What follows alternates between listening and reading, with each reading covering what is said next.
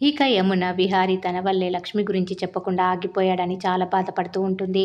లక్ష్మి, విహారీ జీవితాల్లో ఎదుర్కొంటున్న సమస్యలు అన్నీ తన వల్లే అని, ఆ భుజంగం తన కొడుకు మీద కక్ష కట్టింది తన వల్లే అని, నేనుండటం వల్లే విహారీని భుజంగం ఇబ్బంది పెడుతున్నాడు. నా వల్లే విహారీ సహస్రతో బలవంతంగా ఉంటున్నాడు. అదే నేను లేకపోతే విహారీ లక్ష్మితో అన్యోన్యంగా ఉంటాడు అని అనుకుంటుంది యమున. ఇక వెంటనే పెన్ను, పేపర్ తీసుకొని నేను ఇంట్లో అడుగు పెట్టడం వల్లే ఈ కుటుంబం విడిపోయేలా చేశాను. నా తలరాత, నా నష్టజాతకం వల్ల నా భర్తని పోగొట్టుకున్నాను.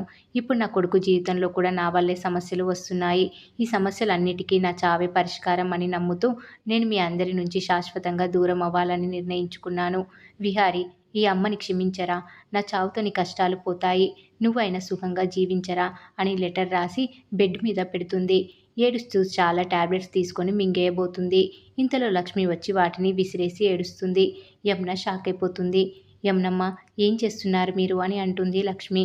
లక్ష్మి, నన్నెందుకు ఆపావు? నేను బతికే ఉంటే సమస్యలు ఎలా తీరుతాయి? నేను చావాలి అని ఏడుస్తుంది యమున. మీరు చావడం ఏంటమ్మా?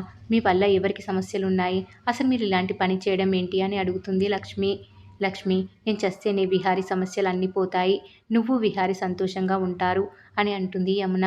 అన్ని సమస్యలకు నా చావే పరిష్కారం అని మళ్ళీ యమున మందులు తీసుకుంటుంటే లక్ష్మి మళ్ళీ తోసేసి, విహారీ గురించి ఆలోచించారా? విహారీ గారికి ఎలాగూ నాన్న లేరు. ఇప్పుడు మీరు చనిపోయి విహారీ గారిని అనాథని చేస్తారా? మీరు చనిపోతే సమస్యలు అంతకు పెరిగి పరిస్థితి దారుణంగా తయారవుతుందని లక్ష్మి అంటే, నాకు నువ్వు నచ్చజెప్పాలని చూడకు లక్ష్మి అని యమున అంటుంది. ఈ కుటుంబం మొత్తం కలిసి ఉండటానికి కారణం మీరే.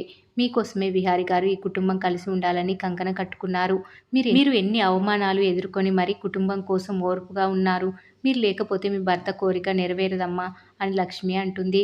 ఈ భుజంగాన్ని ఈ రోజు కాకపోయినా రేపైనా విహారీ గారు పట్టుకొని తగిన బుద్ధి చెప్తారు. మీరు మాత్రం ఇంకెప్పుడు ఇలాంటి ప్రయత్నం చెయ్యను అని నా మీద ఒట్టేసి చెప్పండి అని అంటుంది లక్ష్మి. లెటర్ చింపేస్తుంది. ఇంకెప్పుడు ఇలా చేయను అని యమున అంటుంది. ఇక మరోవైపు సహస్ర భుజంగం గురించి ఆలోచిస్తూ, వాడి వల్లే ఆ రోజు బావ లక్ష్మి గురించి చెప్పలేదా? అసలు వాడికి అత్తయ్య విషయంలో ఏం జరిగింది అని ఆలోచిస్తూ ఉంటుంది. ఇక పద్మాక్షి సహస్ర దగ్గరికి వచ్చి, కొద్ది రోజులు నీ తిరగడాలు, ఫ్రెండ్స్ని పక్కన పెట్టు అని చెప్తుంది. లక్ష్మి ప్రెగ్నెంట్ అనే విషయంలో అమ్మకి ఇప్పుడు చెప్పకపోతేనే బెటర్ అని సహస్ర అనుకుంటుంది. ఇక ఉదయం lady police Simhapuri Sita lady కానిస్టేబుల్స్తో ఇంటికి వస్తుంది. మా మన్వడితో పని ఉండి వచ్చారా అంటే, మీ ఇంట్లో ఓ దోషి ఉన్నారు సార్, వాళ్ళు చేసిన పనికి అరెస్ట్ వారెంట్ ఇష్యూ అయింది, అందుకే అరెస్ట్ చేయాలని వచ్చామని అంటుంది. మా ఇంట్లో అంత పెద్ద తప్పు ఎవరు చెయ్యరు అని పద్మాక్షి అంటుంది. ఎవరిని అరెస్ట్ చేయడానికి వచ్చారని అందరు అడిగితే యమున అని సింహపురి సీత చెప్పడంతో అందరూ షాక్ అయిపోతారు. ఎవరో కాల్ అని మీకు చెప్పారు. యమునమ్మ ఏం తప్పు చెయ్యరు అని లక్ష్మి అంటుంది. అందరూ యమున తప్పు చేయదు అని చెప్తారు. సీత మాత్రం ఇది దాదాపు 25 సంవత్సరాల కిందట కేసు, ఇప్పటికి సాక్ష్యాలు దొరికాయి అని చెప్తుంది. అంటే మా అన్నయ్యని పెళ్లి చేసుకోక ముందు అని పద్మాక్షి అంటే, వదిన నేనే తప్పు చేయలేదు అని యమున అంటుంది.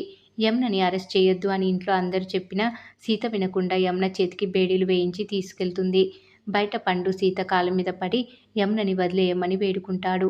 ఇంతలో విహారీ వచ్చి ముందస్తు బెయిల్ పేపర్లు పట్టుకొని వచ్చి ఎస్ఐని ఆపుతాడు. మరి ఏం జరగబోతుంది అనేది రాబోయే ఎపిసోడ్లో తెలుసుకుందాం.